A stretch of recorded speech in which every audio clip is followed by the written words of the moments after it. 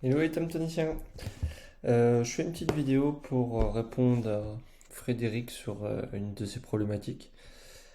Le but ce serait, je me demandais si c'était intéressant de faire ça plus souvent sur des choses un peu ciblées pour montrer un peu comment je ferais une solution et pour en discuter, voir comment, si jamais donner des idées de l'optimiser, etc. Donc dans le but de toujours partager et puis d'avancer ensemble. Alors le cas de Frédéric, en gros il a une table pour calculer un montant d'aide, on va dire. Si j'ai bien compris, hein, il me confirmera. Euh, j'ai des tranches, en fait, c'est les tranches par rapport aux tranches de revenus. J'ai des nombres d'enfants, le salaire annuel minimum et max, et le montant de l'aide. En fait, suivant le nombre d'enfants, les tranches vont changer, donc les valeurs de salaire changent aussi. Donc c'est la petite subtilité qu'il y a à gérer. Il m'a émis quelque chose en plus, c'était enfant de moins de 3 ans, coché ou pas. Donc à gérer aussi en plus, j'imagine que le montant des aides peut peut-être changer en fonction de ça. Donc pour vous montrer comment j'ai répondu à cette problématique, donc j'ai créé une table nombre d'enfants. On va juste reprendre le nombre d'enfants dans les exemples qu'il a montrés, qui sont reliés à des tranches. En fait, les tranches, c'est ce qu'on voit là, c'est la table tranche. Où on va avoir le numéro de la tranche, c'est-à-dire sur la tranche 1, 2 ou 3, le nombre d'enfants. Donc, suivant le nombre d'enfants, les tranches changent. Donc, il faut avoir la liaison avec le nombre d'enfants, la table nombre d'enfants, et salaire min et max. Et en fait, moi, la formule, c'est juste, ça va concaténer, hein, c'est juste pour faire un petit message de texte, pour que ce soit visuel après, côté utilisateur, marqué de 0 à 30 000 euros, enfin, etc. J'ai créé aussi une table param, c'est un peu sa table qui m'avait montré d'origine. Donc on va reprendre un peu les mêmes éléments en fait. Tranche, un nombre d'enfants qui est une relation avec la table nombre d'enfants. Enfant de moins de 3 ans, c'est juste un select où on va mettre oui ou non. Les salaires min, max et le montant de l'aide. Alors, pourquoi il y a une formule liaison? C'est ce qui va me servir à faire la liaison avec la partie utilisateur. Je vais le montrer ensuite.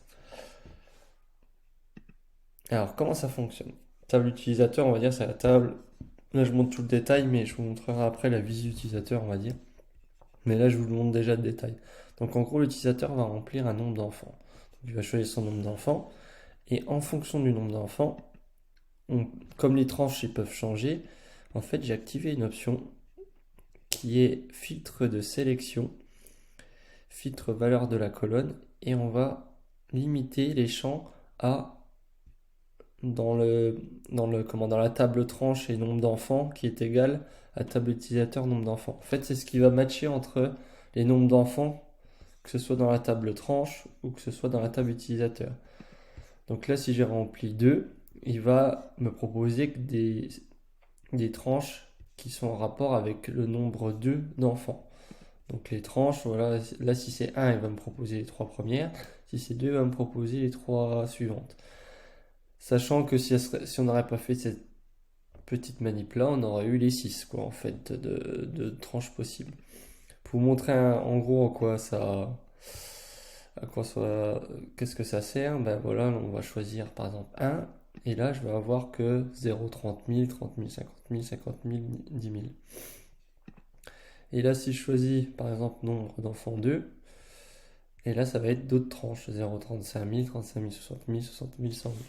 Comme ça permet de faire une vraie sélection en fonction du nombre d'enfants. Pour info, j'ai fait une autre petite automne, je l'expliquerai ensuite, c'est pour dire si le nombre d'enfants est changé, comme les tranches seraient plus les mêmes, ben, ça me réinitialise les tranches. En fait, comme ça, je dois la sélectionner pour valider mon enregistrement. Ensuite, cette valeur de tranche, je peux le montrer là, hop, je vais supprimer la ligne. Donc, quand j'ai sélectionné ma tranche, en fait, il me donne la valeur de tranche 1, 2 ou 3 qu'on a revu là, la valeur de tranche. Enfant de moins de 3 ans, c'est juste une case que l'utilisateur va mettre oui ou non.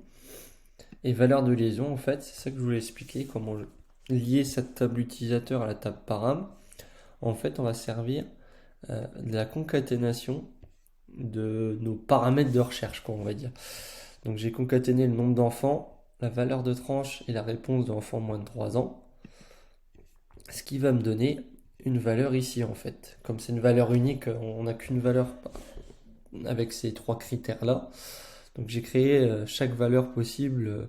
Bon là j'ai fait qu'un petit exemple, on pourrait en mettre beaucoup plus, mais en fait j'ai créé toutes les valeurs disponibles et il faut que ce champ-là soit unique bien sûr pour être relié, mais comme ça me permet d'avoir vraiment l'information qu'on veut à la fin, c'est le montant de l'aide qui correspond au nombre d'enfants, à la tranche et en fonction de ces tranches de salaire, etc.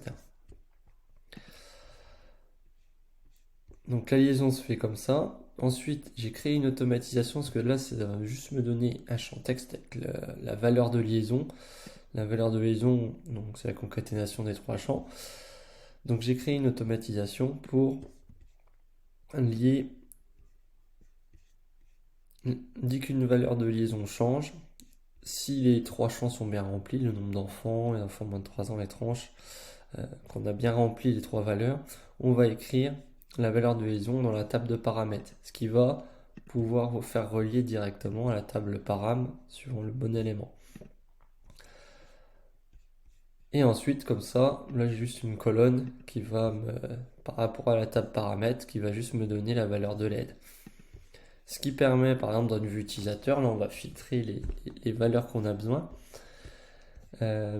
Ça va nous permettre d'avoir une vue utilisateur qu'on pourrait être un formulaire qu'on pourrait faire ailleurs, etc. Enfin, on peut tout imaginer, ou juste un espace utilisateur pour calculer son montant d'aide, un carnet partagé. On pourrait faire. Alors, ah oui, une petite subtilité aussi qu'il faut que je montre. Donc là, j'ai mis des champs conditionnels. Enfin, hop, je vais le montrer là. En fait, ma valeur tranche, j'ai ajouté une petite option. Non, c'est dans avancé. Non, j'ai des bêtises. C'est dans ce menu-là. Dans le menu là. Hop. C'est les menus de lecture seule conditionnelle. Où en fait, si le nombre d'enfants est vide, je ne peux pas changer.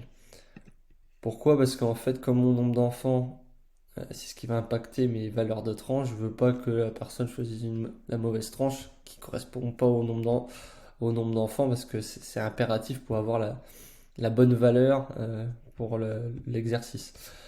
Donc, ce qui permet d'avoir, en fait, là c'est grisé, on ne peut pas choisir. Hop, comme ça j'ai choisi 2, le nombre de...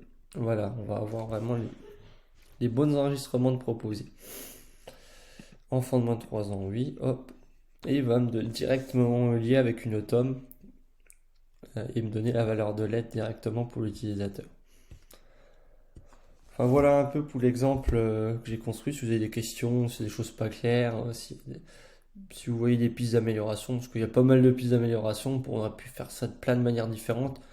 Je me suis restreint à faire ça que dans TimeTonic sans outils extérieurs et aussi d'une façon pour expliquer différentes un peu de subtilités de TimeTonic, mais on pourrait utiliser les automatisations Excel, on pourrait utiliser peut-être que les automes avec des conditions, etc. Il y a plein de manières de voir les choses, donc n'hésitez pas à me faire part aussi de vos retours sur des idées, etc. Ça peut toujours être intéressant et de voir si ça vous plaît ce format-là, si c'est intéressant que je le fasse de temps en temps. Voilà, allez, bonne soirée, au revoir.